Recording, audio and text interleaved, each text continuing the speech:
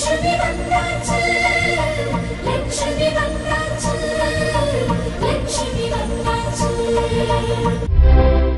எப்ப தெருவுக்காக உன் உயிரியை கொடுக்க துணிச்சிட்டியோ இதுக்கு மேலேயும் உங்க கல்யாணத்தை தள்ளி வைக்கிறதுல எந்த பிரயோஜனமும் இல்ல. உடனே நான் இதுக்கு ஒரு முடிவு கட்டுறேன். லட்சுமி நம்ம குடும்பத்துக்கு மருமகளா வரதுக்கு நம்ம ரொம்ப புண்ணியம் பண்ணிருக்கணும்டா. இங்க பார், இனிமே நீ லட்சுமியை பத்தி தப்பா பேசக்கூடாது, புரிஞ்சுதா?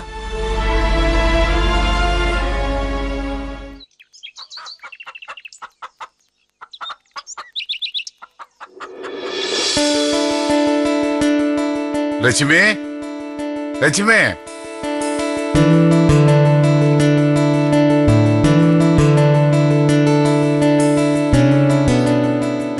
அப்பா என்னப்பா கூப்பிட்டீங்களா? லட்சுமி வந்துட்டோம். மாமா சொல்லுங்க மாமா. இந்த அம்மா இந்த புடி. இது என்ன மாமா? இப்பதான் எம்எல்ஏ கமிஷனர்லாம் பார்த்து பேசிட்டு வரேன். வெற்றியை ஜெயில பார்த்து பேசுறதுக்கு உண்டான அனுமதி வாங்கிட்டம்மா. நீங்க ஜெயிலுக்கு போனா நேர்லயே பார்த்து பேசிடலாம். நீங்க போயிட்டு வந்துருங்க. சரிங்க மாமா, நீங்களும் வந்துருங்க, போயிட்டு வந்துடலாம். இல்லம்மா, நான் வரல. மாமா ஏன் வரல? அவனை ஜெயில் கம்பிக்குள்ள பாக்குற தைரியம் எனக்கு இல்லம்மா. என்ன அவன் பார்த்தான்னா மனசு உடைஞ்சு போயிடுவாம்மா. அதனால நீயும் சக்தியுமே போய் அவனை பார்த்து பேசிட்டு வந்துருங்க. கூடி சீக்கிரம் வெளியே எடுத்துரும்னு அவனுக்கு தைரியம் சொல்லிட்டு வந்துருங்கம்மா. அதோட எனக்கு எது நடந்தாலும் அதை பத்தி எனக்கு கவலை இல்லம்மா. உங்க அத்தை அவனையே நினைச்சு பழையபடி ஆயிடுவாளான்னு எனக்கு பயமா இருக்குமா. முடிஞ்சா அந்த ஜெயிலர்கிட்ட சொல்லி அம்மா கிட்ட 2 வார்த்தை அவனை போன்ல பேச சொல்லுமா. அதை கேட்டாவது வள்ளியம்மா சந்தோஷப்படுவா.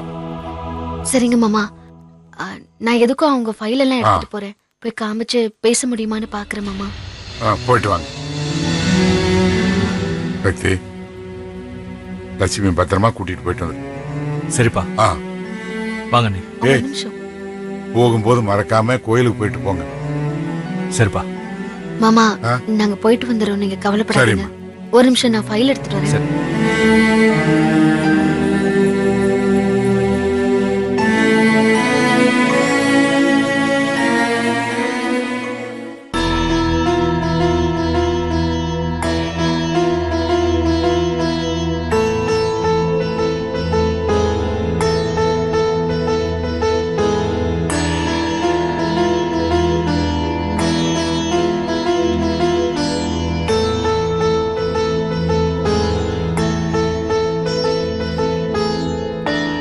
சாமி, வாங்கம்மா. வாங்கம்மா. வணக்கங்க. வணக்கம், உட்காருங்க.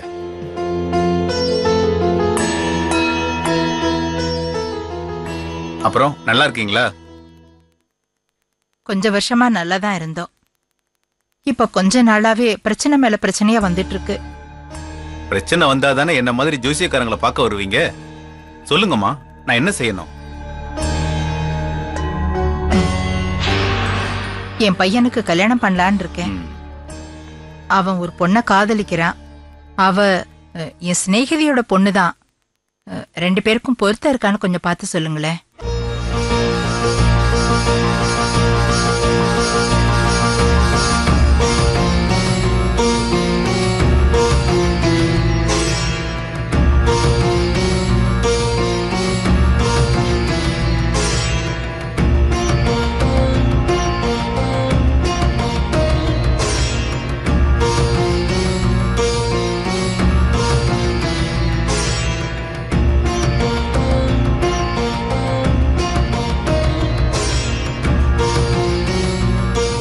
பாருங்கம்மா, 10 பொருத்தமும் பொருந்தி இருக்கு. இவங்க 2 பேருக்கும் தாராளமா கல்யாணம் பண்ணி வைக்கலாம். அதுலதான் ஒரு சிக்கலே இருக்குங்க. சிக்கலா? 2 பேரு ஜாதகத்திலையும் குரு தசை அமோகமா கூடி வந்திருக்குமா. 2 பேருக்கும் கல்யாணம் கண்டிப்பா நடக்கும். 2 பேருக்கும் கல்யாணம் நடக்கும்னு சொல்றீங்க. ஆனா இவங்க 2 பேருக்கும் கல்யாணம் நடக்குமா? இவங்க 2 பேரும் ஒண்ணு சேரணுங்கிறது விதிமா. அதை யாராலையும் மாத்த முடியாது. என் பொண்ணு கோட்டீஸ்வரி இவங்க கல்யாணத்தை நடத்த விட மாட்டேங்கிறாளே. ஏன் அவங்களுக்கு அந்த பொண்ணை பிடிக்கலையாமா? இல்ல ஒருவேளை வேற பொண்ணு ஏதாவது பாத்துருக்காங்களா? இல்லைங்க. இப்போ அவ புருஷன் ஜெயில இருக்கிறதுனால இப்ப கல்யாணம் வேண்டாம். அவர் ஜெயில இருந்து வெளியில வந்ததுக்கு அப்புறம் தம்பிக்கு கல்யாணம் பண்ணி வைக்கலான்னு அவ ஒத்த கால்ல நிக்கிறா. ம். அவளை எதிர்த்து என்னால எதுவும் செய்ய முடியலையே. முன்ன ஒரு தடவை உங்க பொண்ணு ஜாதகத்தை பார்க்கும்போது 2015ல அந்த அம்மா புருஷனுக்கு பெரிய கண்டம் இருக்குன்னு கவனமா இருங்கன்னு சொன்னேன். ஞாபகம் இருக்குங்களா? ம், என் பேச்ச கேட்கல. இப்ப பாருங்க, விதி அதோட வேலையை செய்ய ஆரம்பிச்சிருச்சே. பட்ட பின்னாடி தானங்க புத்தி வருது. அதான் என் பொண்ணே உங்களை பார்த்துட்டு வர சொன்னா.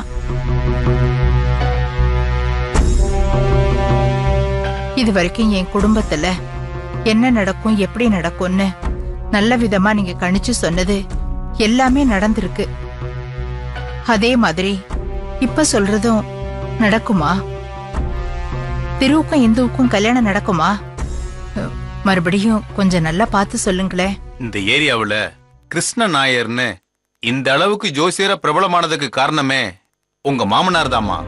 அவர் முதல் தடவை என்ன பார்த்ததுமே என் திறமைய புரிஞ்சுக்கிட்டு அவரோட சொந்த நிலத்தை இலவசமா எனக்கு கொடுத்து இந்த ஊர் மக்களுக்கு நல்லது செய்யன்னு என்கிட்ட சொன்னாருமா. அவரோட ஆசீர்வாதத்துல இன்னைக்கு வரைக்கும் நான் நல்லபடியா இருக்கேம்மா. உங்க பையன் திருவ நான் பார்க்கும் போதெல்லாம் அவரோட ரூபத்துலதாம்மா நான் பாக்குறேன். அப்படிப்பட்டனா உங்ககிட்ட உண்மையை மறைப்பனா? நீங்களே சொல்லுங்க. உறுதியா சொல்றேம்மா, இந்த 2 பேரோட ஜாதகப்படி கண்டிப்பா இவங்களுக்கு கல்யாணம் நடந்தே தீருமா.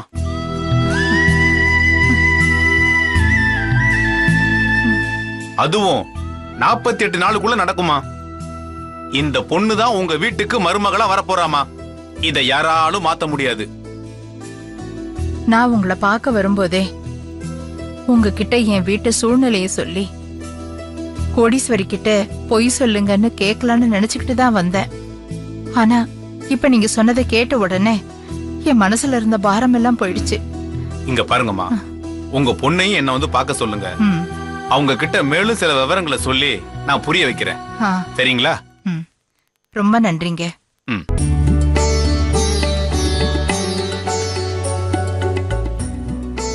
வரேங்க. போயிட்டு வாங்க.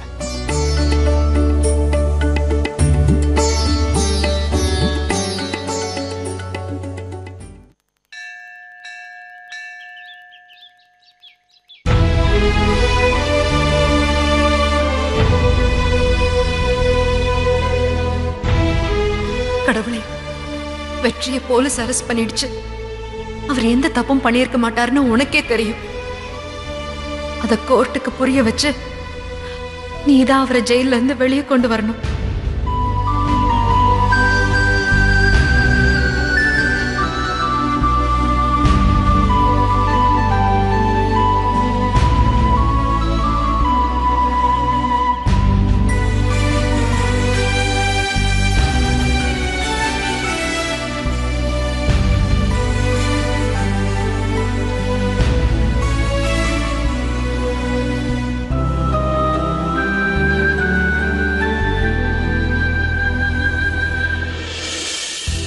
நந்தினியும் வெற்றியும் சந்தோஷமா இருக்கணும்னு தான் நானே அவங்கள விட்டு விலகி இருக்கேன். இப்ப அவங்க 2 பேரையும் ஏன் இப்படி கஷ்டப்படுத்துற? இதுக்கெல்லாம் ஒரு விடிவு காலம் வரும்னு தானே உன்னை நம்பி வந்த. நீதான் வெற்றியையும் நந்தினியும் ஒண்ணு சேர்த்து வைக்கணும்.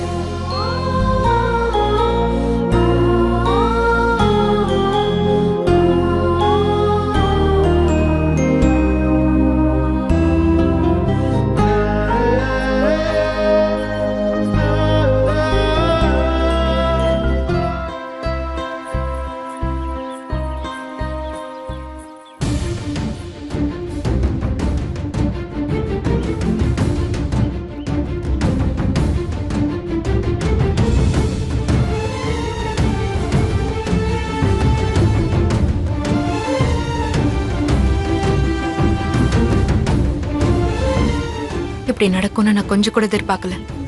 வெற்றி நல்லவர். கொலையை பத்தி யோசிக்க கூட அவருக்கு தெரியாது. அவரை போய் போலீஸ் அரெஸ்ட் பண்ணிட்டாங்களே.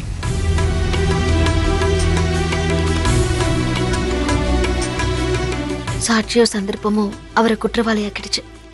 வெற்றி நிரபராதின்னு எனக்கு தெரியும். அது சட்டத்துக்கு தெரிய வச்சு அவரை விடுதலை பண்ண வைக்கணும்னு இப்பதான் சாமி கிட்ட வேண்டிட்டு வந்தேன். நாங்களும் அதுக்காக தான் முயற்சி பண்ணிட்டு இருக்கோம். ஆமா, நீ என்ன இப்படி? வெற்றியோட அம்மா கிட்ட அவர் ஜெயிலுக்கு போனதை மறைச்சு அறுபடை வீட்டுக்கு பாத யாத்திரை போயிருக்கிறதா போய் சொன்னேன். அதுக்கு பிராயச்சித்தமா அவர் சார்பா நான் முருகனுக்கு விரதம் இருக்கேன். நீயும் வெற்றியும் சந்தோஷமா இருக்கணும்னு தான் நான் உங்களை விட்டு விலகியே இருந்தேன். அவர் குடும்பம் முன்னேறதுக்காக நீ பட்ட கஷ்டத்தெல்லாம் என் கண்ணால பார்த்தவனா. உங்க 2 பேருக்குள்ள ஒரு அந்யோன்யம் ஏற்பட்டு உனக்கு ஒரு குழந்தை பிறக்கணும்னு ஆசைப்பட்டேன்.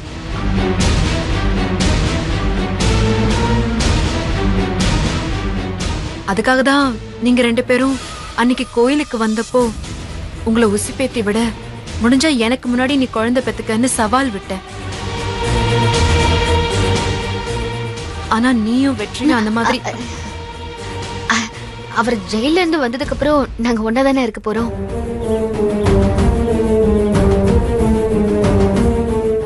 புருஷன் பொண்டாட்டிக்குள்ள இது ஒரு சின்ன பிரிவு தான். இவர் பேரு சக்திவேல். வெற்றியோட தம்பி சென்னையில இருந்து வந்திருக்காரு.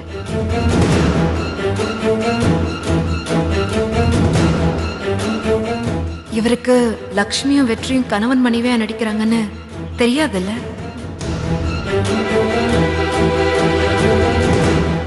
சக்தி, இவங்க யார் தெரியுமா? இவங்களதான் உங்க அண்ணன் வெற்றி காதலிச்சாரு, ரவுடி லக்ஷ்மி. சந்தர்ப்பம் நான் அவரோட மனைவி ஆயிட்டேன். என் கதையை விடு. வெற்றி ஜெயிலுக்கு போறதுக்கு காரணம் யாரோ ஒரு பொம்பளைன்னு கேள்விப்பட்டேன். அது யாருன்னு சொல்லு. நான் இந்த ஏரியா ரவுடி. என் பவரை காட்டி வெற்றியை நான் வெளியே கொண்டு வரேன். அவளை உனக்கு தெரியாது. நம்ம பக்கம் நியாயம் இருக்கும் போது நாம தானே ஜெயிப்போம். வீணா எதுக்கு மத்தவங்க மேல கோவப்படணும்? கோர்ட்டுக்கு போய் ஜெயிப்போம். பாரு, இப்ப கூட கேஸ் விஷயமா வெற்றியை பார்க்க தான் நானும் சக்தியும் போயிட்டு இருக்கோம். நானும் உன் கூட வரலாமா? லக்ஷ்மி, நாங்க 2 பேரும் பாக்குறதுக்கு தான் பெர்மிஷன் வாங்கியிருக்கு. நீ வந்தா உள்ள விட மாட்டாங்க.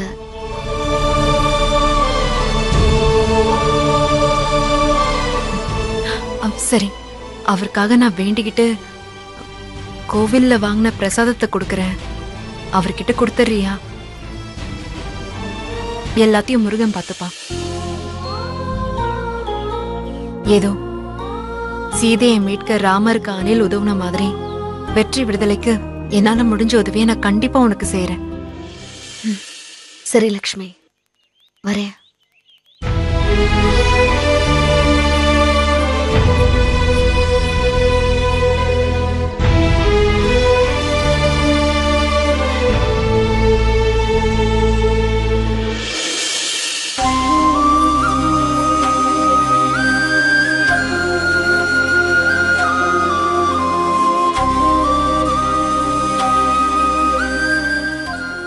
கடவுளே, எப்படியாவது நாங்க வெற்றியை வெளியே கொண்டு வரணும்.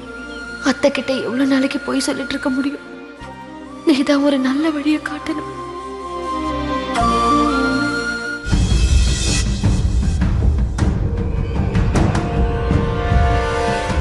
உங்களை பார்த்தா நல்லது நடக்கும்னு அம்மா தான் சொல்லி அனுப்புனாங்க.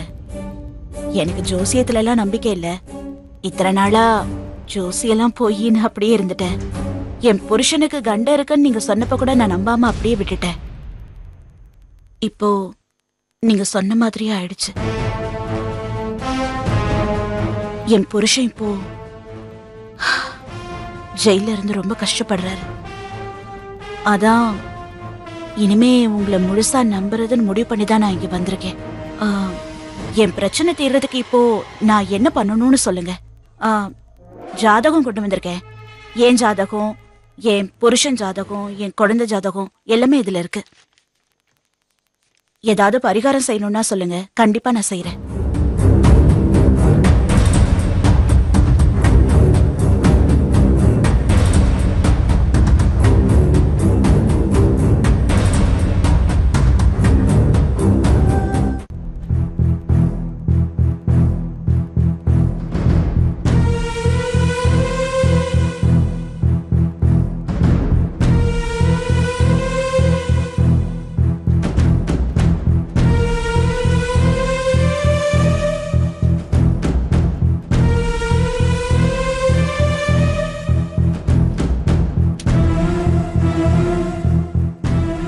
பிரச்சனைய அம்மா ஏற்கனவே என்கிட்ட சொல்லியிருக்காங்கம்மா.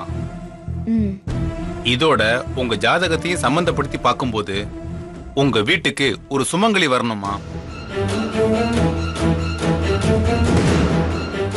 சுமங்கலியா? ஆமா.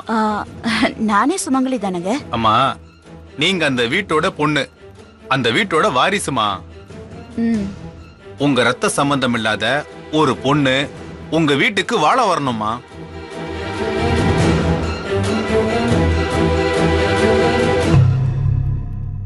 எனக்கு சரியா புரியலங்க. இல்லம்மா, உங்க தம்பிக்கு கல்யாணம் பண்ணி வைங்க. கல்யாணம் அது வந்துங்கய்யா, என் தம்பி ஒரு பொண்ணை விரும்புறான். ஆ, அப்போ நீங்க அந்த பொண்ணோட ஜாதகத்தை பார்க்கணுமா?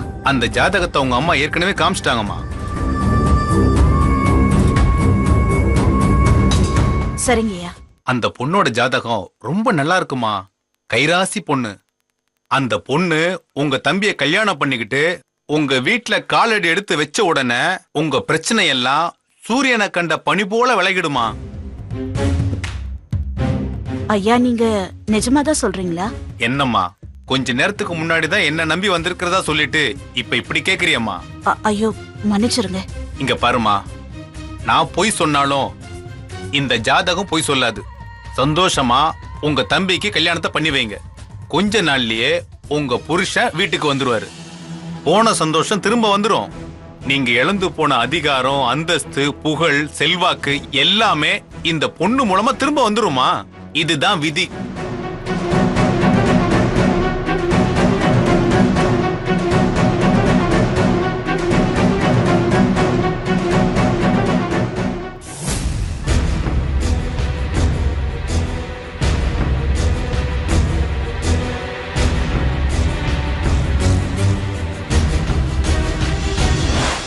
உங்க 2 பேருக்குள்ள ஒரு அந்யோன்யம் ஏற்பட்டு உனக்கு ஒரு குழந்தை பிறக்கணும்னு ஆசைப்பட்டேன்.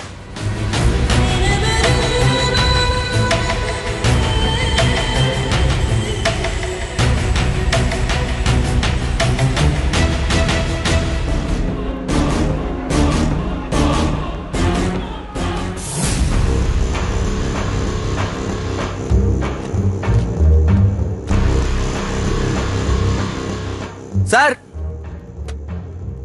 சொல்லு முருகா. கைதி வெற்றிவேலை பாக்குறதுக்காக லட்சுமி சத்திவேல்னு 2 பேர் வந்திருக்காங்க சார். அவங்கள வர சொல்லட்டுமா? வர சொல்லுங்க முருகா. சரிங்க சார். முருகா முருகா முருகா.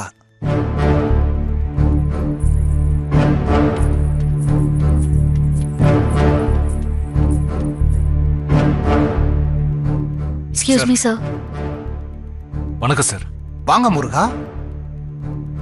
வணக்கம் சார். சார் உங்க 2 பேரை பத்தியும் சொல்லியிருக்காரு முருகா. உட்காருங்க முருகா. இல்ல பரவாயில்ல சார், தேங்க்யூ சார். சார், என் ஹஸ்பண்ட் பாக்குறதுக்காக பெர்மிஷன் லெட்டர் கொண்டு கொடுங்க முருகா.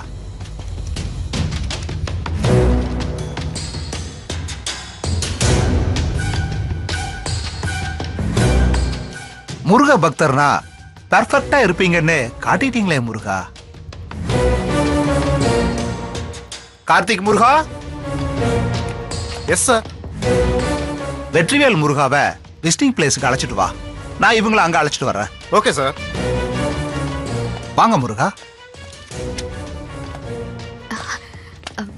சார், ஒரு விஷயம். என்ன முருகா? சார், இல்ல என் ஹஸ்பண்ட் கிட்ட கொஞ்சம் பேச வேண்டியிருக்கு சார். நீங்க கொஞ்சம் பெர்மிஷன் கொடுத்தீங்கன்னா. அதுக்கு தானே பெர்மிஷன் வாங்கிட்டு வந்திருக்கீங்க முருகா. 10 நிமிஷத்துல நீங்க என்ன பேசணுமோ பேசுங்க முருகா. கூட வந்திருக்கிற சக்திவேல் முருகனும் என்ன பேசணுமோ பேசட்டும் முருகா. இதுக்கு போய் ஏன் இவ்வளவு தயங்குறீங்க முருகா? அது சார், இல்ல அப்படியே எங்க அத்தை கிட்டயும் போன்ல பேசணும். அதுக்கும் நீங்க பெர்மிஷன் கொடுத்தீங்கன்னா. சார், பேசிட்டு உடனே கட் பண்ணிடுறேன் சார். உன் புருஷன் முருகா இங்க என்ன பிக்னிக்கா வந்திருக்காரு முருகா? போன்ல எல்லாம் பேசுறதுக்கு. அவர் இங்க வந்திருக்கிறது குற்றவாளியா. கொலை பண்ணிட்டு தண்டனை அனுபவிக்கிறதுக்கு இங்க வந்திருக்காரு. இங்க யாருகிட்டையும் போன்ல பேசக்கூடாது. ப்ளீஸ் சார், என் அத்தைக்கு 12 வருஷமா சித்த பிரம்ம பிடிச்சிருந்தது. இப்பதான் சார் குணமாயிருக்காங்க. அவங்களோட ஃபைல் சார், நீங்க பாருங்க.